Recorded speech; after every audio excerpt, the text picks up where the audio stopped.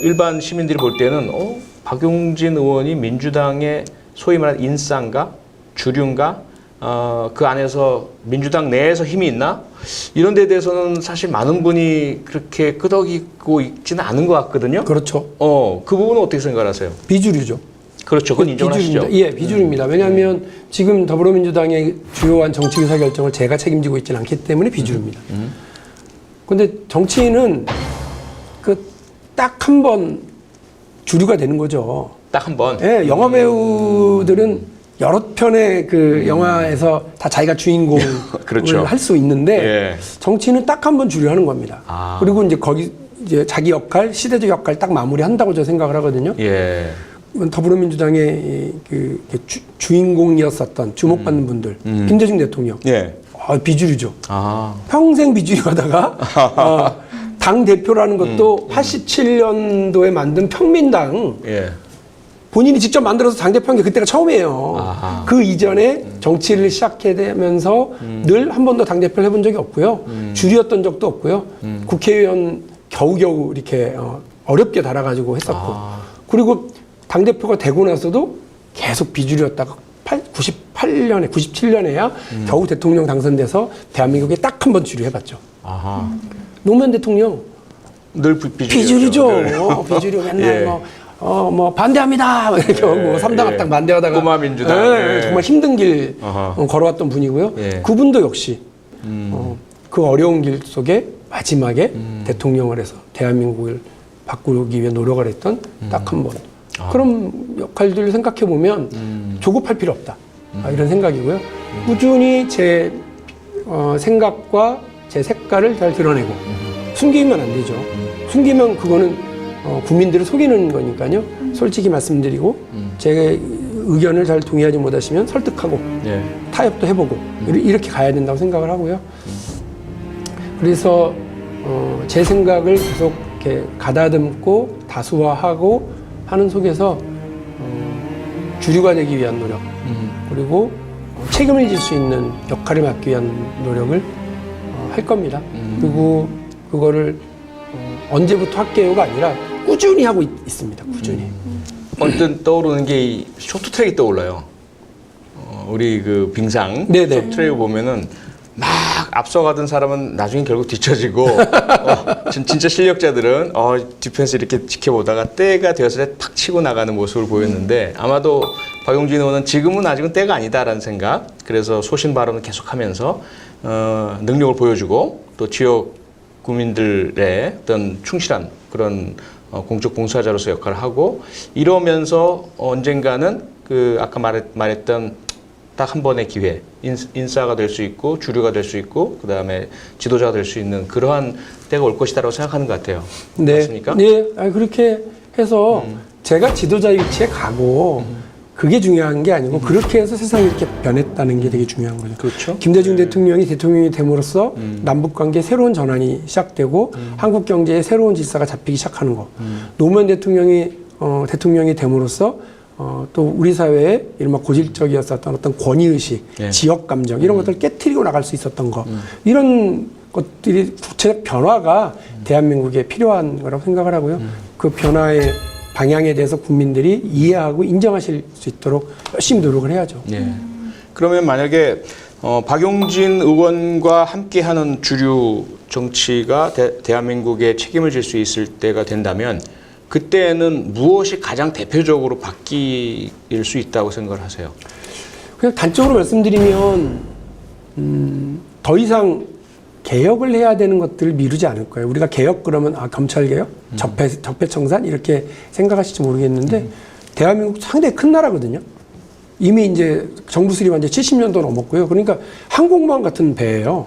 이게 쭉 오는데 이 배가 그래도 70년쯤 됐으니까 밑에도 물도 좀 새고 지금 그러는데 그걸 이렇게 잘 이렇게 땜질도 하고 수리도 해가면서 가야 되는데 그렇게 못 가고 이거 내 임기 끝날 때까지만 좀 잘 버티면 되는 이런 느낌으로 그냥 뭐 누구도 이 위기에 대해서 개혁해야 되는 상황에 대해서 제대로 말을 못하고 이제 가는 것들이 많죠. 예를 들면 국민연금 30년 뒤면 국민연금이 고갈된다는 거 아니에요? 그러면 저나 우리 표 소장님도 아직 노후의 그 연금을 받아야 될 나이인데 이게 다 고갈돼 버리면 어떡해요? 그럼 우리 젊은 세대들은 누가 고갈될 연금에다가 돈을 내겠습니까? 그러니까 이 국민연금 개혁이 필요한데 무려 10몇 년 동안 아무도 이걸 손을 안 대는 거예요. 왜?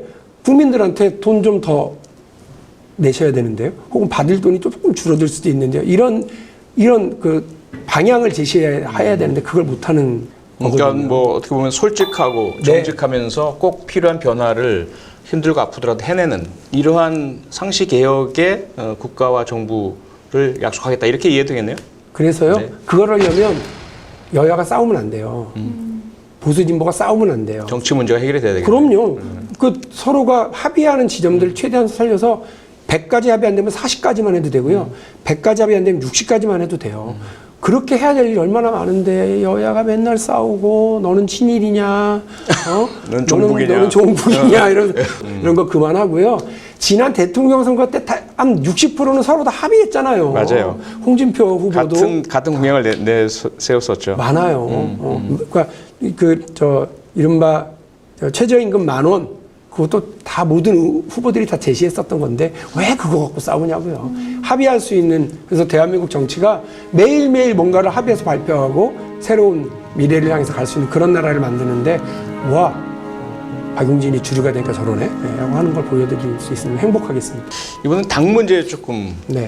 여쭤볼게요. 더불어민주당 네. 대통령 선거, 지방선거, 국회의원 선거 연 4번의 선거를 다 승리했습니다. 네. 그런데 최근에 그 지지율이 계속해서 빠지고 낮아지고 하면서 위기론까지 불거졌지 않습니까? 박용진 의원이 보는 해법, 어떻게 하면 다시 더불어민주당이 그런 파죽지세를 거둘 때 국민적 지지를 다시 획득할 수 있을까요?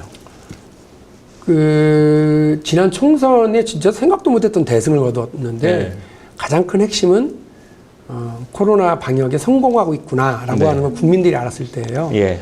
실제 그 한 달 전만 하더라도요. 선거 한 달 전만 해도 마스크 하나 공급 못하는 맞아요. 무능한 정부가 돼 있었고요. 그랬었죠. 중국에서 들어오는 입국자들을 왜 차단하고 있지 뭐 않느냐라고 그러면서 이른바 코로나 위기를 자초한 정권이 돼 있었어요. 예. 그러나 미국 하는 거 보니까 스페인 허둥지둥 하는 거 보니까 이탈리아 사람 죽어나가는 걸 보니까 아니네 하고 다시 들여다보니까 무언가 진중하게 이 문제를 대하는 국난을 대하는 책임감 있는 태도를 보여줬기 때문에 거기에 대한 신뢰를 국민들이 보여주신 거거든요. 다 마찬가지라고 봅니다. 그러니까 그것이 주거에 대한 문제가 됐든 교육에 관한 문제가 되었든 남북관계가 문제가 되었든 간에 책임 있는 태도, 약속한 건 지키는 태도 그게 필요하다고 보거든요. 어려우니까 그냥 접어버리고 태도 바꿔버리고 내가 언제 그랬냐고 내로남불 해버리고 이러면 안 되는 거예요. 국민들에게 약속했었던 약속은 이번 총선에만 있는 게 아니라 지난 대통령 선거에도 있고요. 지방선거에도 있습니다. 국민들이 다 승리를 안겨줬습니다. 그러면 그 약속했던 걸 지킬 시간이죠. 국회 권력, 대통령의 행정 권력, 지방정부의 권력 다 주셨잖아요. 그러면 이걸 가지고 국민들에게 약속했었던 그 공약을 지켜나갈 시간이다. 그것도 믿음직스럽게 해나갈 때가 됐다. 국민들에게 보다 솔직한 자세로 다가서고 믿음직스러운 태도로 나라를 이끌어 나가는 세력으로서의 자세 보여주면 된다고 저는 봅니다. 슬슬 뭐 마무리를 지어야 될 때가 된 것 같은데요. 박용진 의원이 혹시라도 그 롤 모델로 삼고 있는 인물이 있다면 김대중 대통령? 예.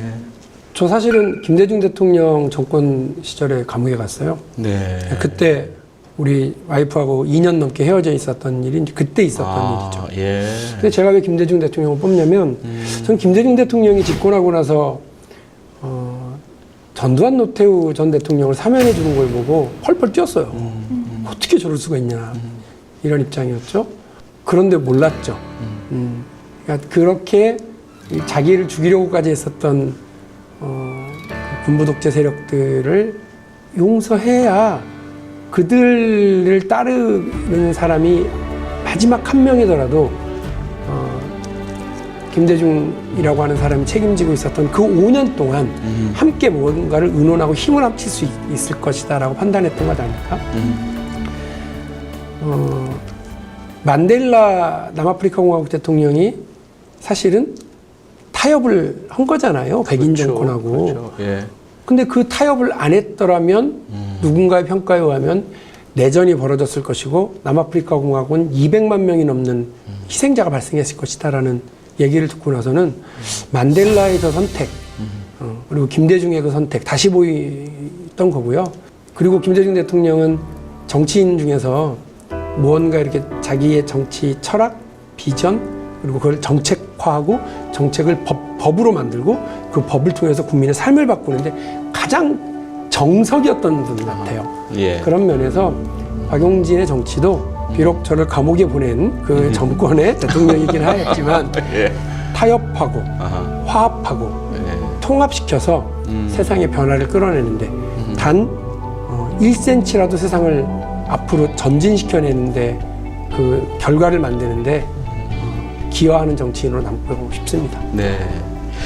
네, 늘 일 잘하는 청년 국회의원 그리고 정의의 사도 열혈 정치인으로 이름이 높은 박용진 의원 앞으로 대한민국과 국민 모두를 위한 통합의 진정한 참 정의 실현하는 국회의원이 되기를 기대하고 또 소망하면서 오늘 마치도록 하겠습니다. 시청해 주셔서 고맙습니다.